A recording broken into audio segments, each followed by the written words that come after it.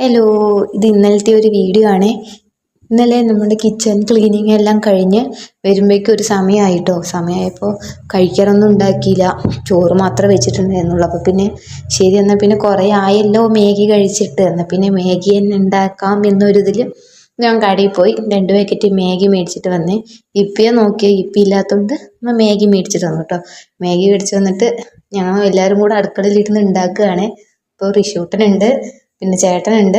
അപ്പോൾ അവർ രണ്ടാളും കൂടെ അവിടെ ഇരിക്കുന്നുണ്ട്. ഞാൻ സൈഡ് വഴി നമ്മുടെ മാഗി റെഡിയാക്കുകയാണ്. മാഗി റെഡിയാക്കി കഴിഞ്ഞു. എന്താ കണ്ടില്ല അവൻ്റെ ഒരു ഇത്.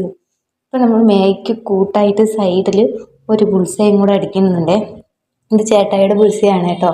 റിഷൂട്ടിനും എനിക്കും സെപ്പറേറ്റ് ഞാൻ ഉണ്ടാക്കിയിട്ടുണ്ട്. സെപ്പറേറ്റ് എന്ന് വെച്ചാൽ ഞങ്ങൾ ബുൾസൈ തന്നെ 2 സൈഡും വേവിച്ചിട്ടാണ് കേട്ടോ. അപ്പോൾ ഞങ്ങളുടെ മാഗിയൊക്കെ റെഡി ആയിട്ടുണ്ട്. ആ കിടക്കുന്നത് കേട്ടോ അതിൻ്റെ ഉണ്ണിയൊക്കെ പൊട്ടി വെളിയിൽ വന്നേ. അതൊന്നും നമുക്ക് സാരമില്ല, നമ്മൾ അവിടെ നിന്ന് തന്നെ ആക്കാവുന്ന മൂത്ത് ഞങ്ങൾ കഴിച്ചിട്ട് പിന്നെ കൊണ്ടുവന്ന് കഴിക്കുമ്പോഴാണ് നമ്മുടെ മെയിൻ ആളെ മറന്നത്, നമ്മുടെ ടൊമാറ്റോ കെച്ചപ്പ്. അടിപൊളിയായിട്ട് മാഗിൻ്റെ കൂടെ കഴിക്കാൻ. അപ്പോൾ ഞങ്ങൾ എല്ലാവരും കൂടെ കഴിക്കുകയാണ്.